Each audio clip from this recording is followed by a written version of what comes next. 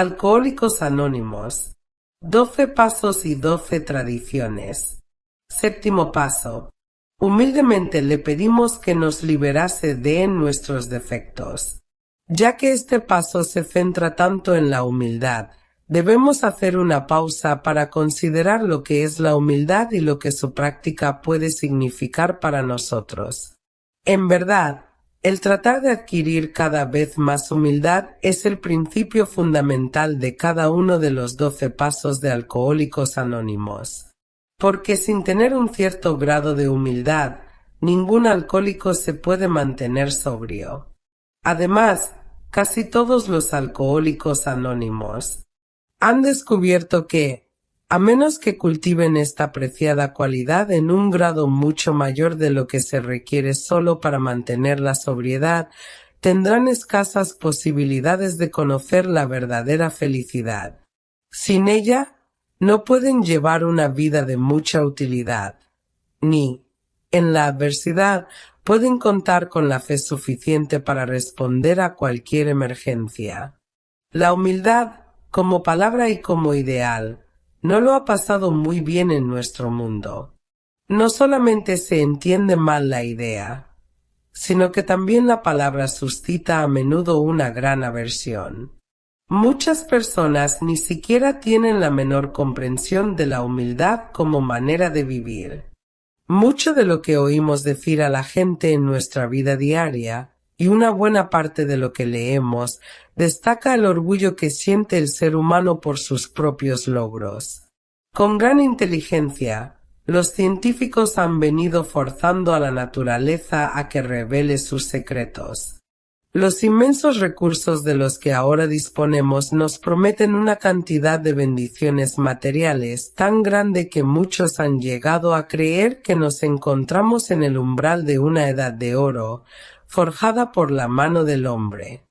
La pobreza desaparecerá, y habrá tal abundancia que todos disfrutaremos de toda la seguridad y todas las satisfacciones personales que deseemos. La teoría parece sostener que, una vez que queden satisfechos los instintos primordiales de todos los seres humanos, habrá muy poco motivo para pelearnos. El mundo entonces se volverá feliz y se verá libre para concentrarse en la cultura y el carácter.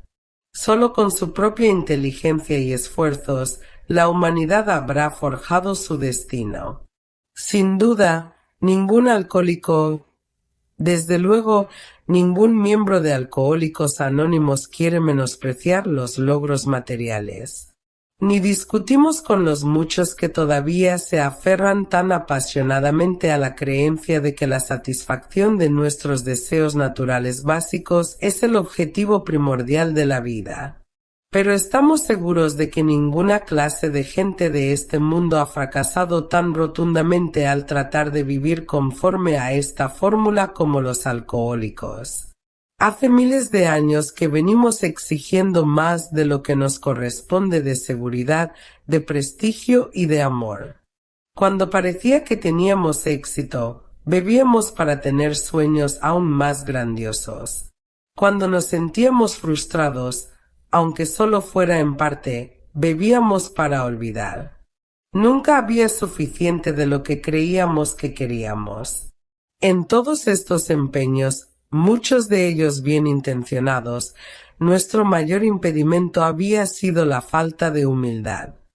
Nos faltaba la perspectiva suficiente para ver que la formación del carácter y los valores espirituales tenían que anteponerse a todo, y que las satisfacciones materiales no constituían el objetivo de la vida. De una manera muy característica, nos habíamos pasado de la raya confundiendo el fin con los medios. En vez de considerar la satisfacción de nuestros deseos materiales como el medio por el que podríamos vivir y funcionar como seres humanos, la habíamos considerado como la meta y el objetivo final de la vida.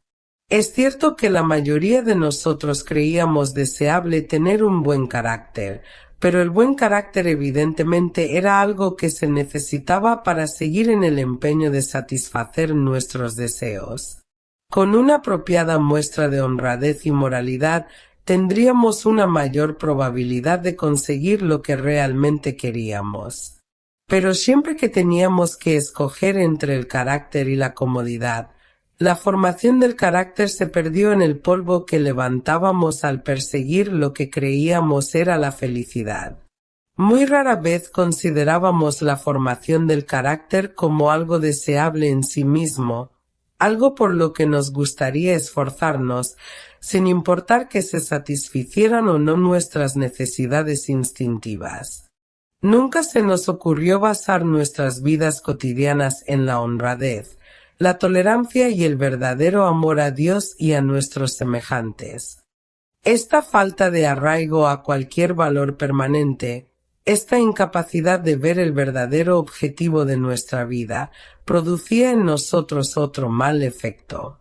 Mientras siguiéramos convencidos de poder vivir contando exclusivamente con nuestras propias fuerzas y nuestra propia inteligencia, nos era imposible tener una fe operante en un poder superior. Y esto era cierto aun cuando creíamos que Dios existía. Podíamos tener sinceras creencias religiosas que resultaban infructuosas porque nosotros mismos seguíamos tratando de hacer el papel de Dios.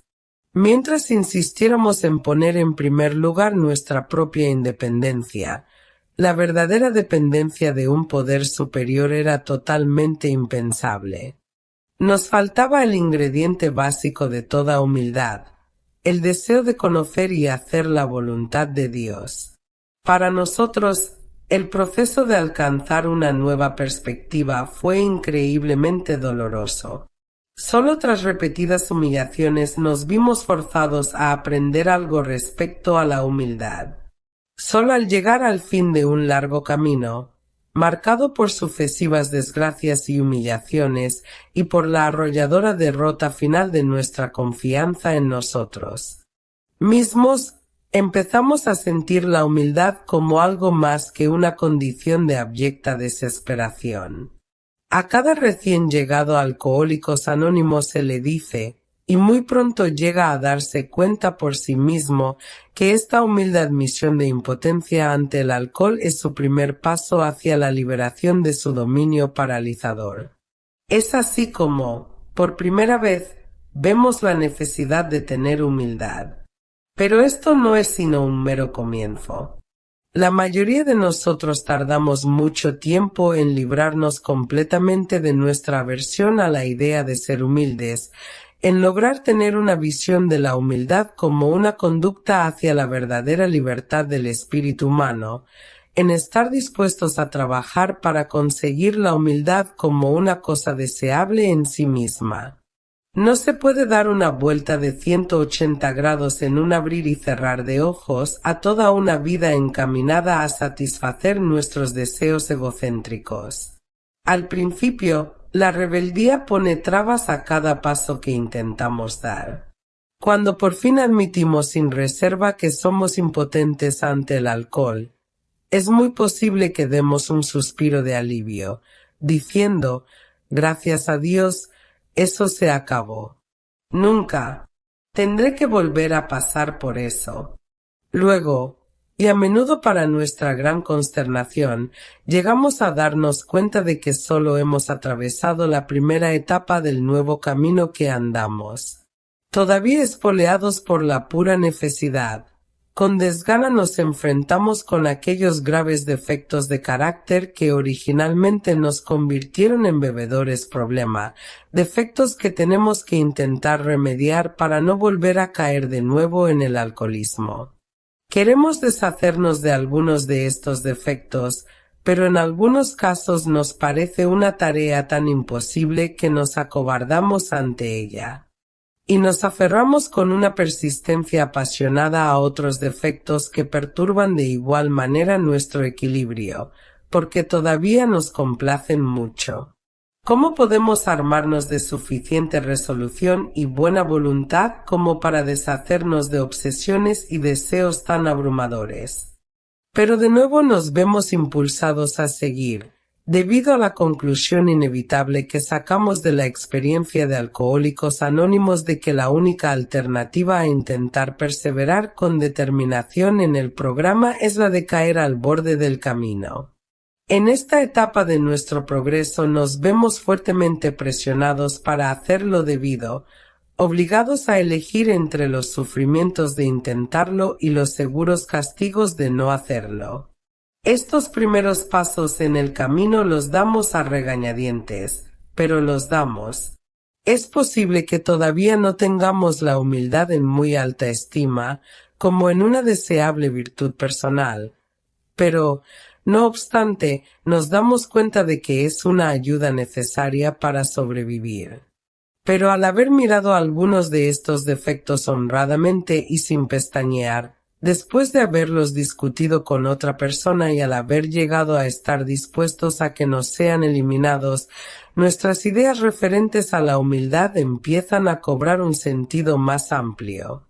En este punto es muy probable que hayamos obtenido una liberación, al menos parcial, de nuestros defectos más devastadores. Disfrutamos de momentos en los que sentimos algo parecido a una auténtica tranquilidad de espíritu. Para aquellos de nosotros que hemos conocido únicamente la agitación, la depresión y la ansiedad, en otras palabras, para todos nosotros, esta recién encontrada tranquilidad es un don de inestimable valor. Algo verdaderamente nuevo se ha hecho parte integrante de nuestras vidas.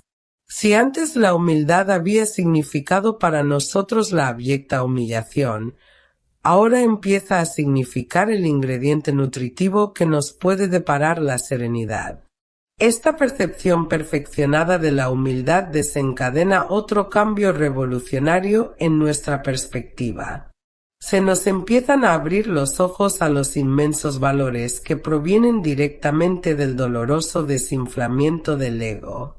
Hasta este punto nos hemos dedicado mayormente a huir del dolor y de los problemas. Huíamos de ellos como quien huye de la peste. Jamás queríamos enfrentarnos a la realidad del sufrimiento. Nuestra solución siempre era la de valernos de la botella para escapar. La formación de carácter por medio del sufrimiento puede que les sirviera a los santos, pero para nosotros no tenía ningún aliciente.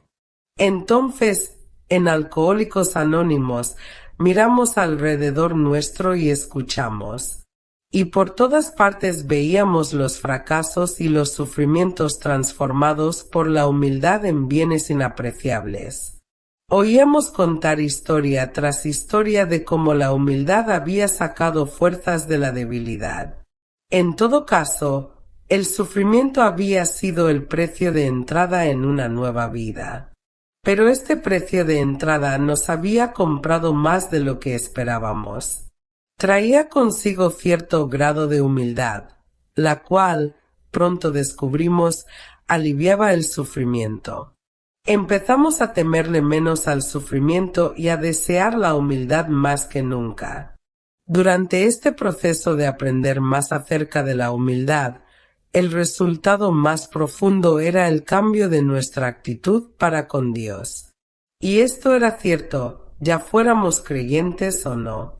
Empezamos a abandonar la idea de que el poder superior fuera una especie de sustituto mediocre a quien recurrir únicamente en emergencias. La idea de que seguiríamos llevando nuestras propias vidas con una ayudita de Dios de vez en cuando empezaba a desaparecer. Muchos de los que nos habíamos considerado religiosos nos dimos repentina cuenta de lo limitada que era esta actitud.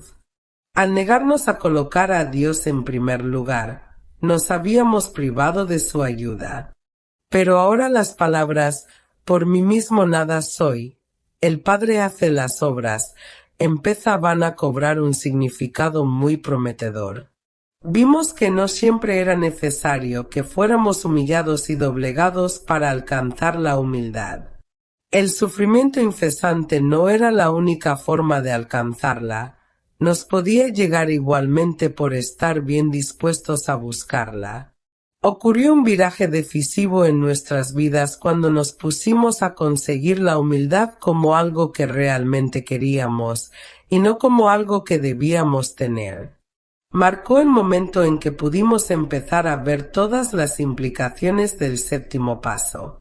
Humildemente le pedimos que nos liberase de nuestros defectos. Al prepararnos para dar el séptimo paso, puede que valga la pena volver a preguntarnos cuáles son nuestros objetivos más profundos. A cada uno de nosotros le gustaría vivir en paz consigo mismo y con sus semejantes. Nos gustaría que se nos diera la seguridad de que la gracia de Dios puede hacer por nosotros aquello que no podemos hacer por nosotros mismos. Hemos observado que los defectos de carácter que se originan en deseos indignos y míopes son los obstáculos que bloquean nuestro camino hacia estos objetivos. Ahora vemos con claridad que hemos impuesto exigencias poco razonables en nosotros mismos, en otras personas y en Dios. El principal activador de nuestros defectos ha sido el miedo egocéntrico, sobre todo el miedo de que perderíamos algo que ya poseíamos o que no conseguiríamos algo que exigíamos. Por vivir a base de exigencias insatisfechas, nos encontrábamos en un estado de constante perturbación y frustración. Por lo tanto, no nos sería posible alcanzar la paz hasta que no encontráramos la manera de reducir estas exigencias. La diferencia entre una exigencia y una sencilla petición está clara para cualquiera. En el séptimo paso efectuamos el cambio de actitud que nos permite, guiados por la humildad, salir de nosotros mismos hacia los demás y hacia Dios. El séptimo paso pone todo su énfasis en la humildad. En realidad, nos dice que ahora debemos estar dispuestos a intentar conseguir, por medio de la humildad, la eliminación de nuestros defectos, al igual que hicimos cuando admitimos que éramos impotentes ante el alcohol y llegamos a creer que un poder superior a nosotros mismos podría devolvernos el sano juicio. Si ese grado de humildad podía hacernos posible encontrar la gracia suficiente para desterrar tan mortal obsesión, entonces cabe esperar los mismos resultados respecto a cualquier problema que podamos tener.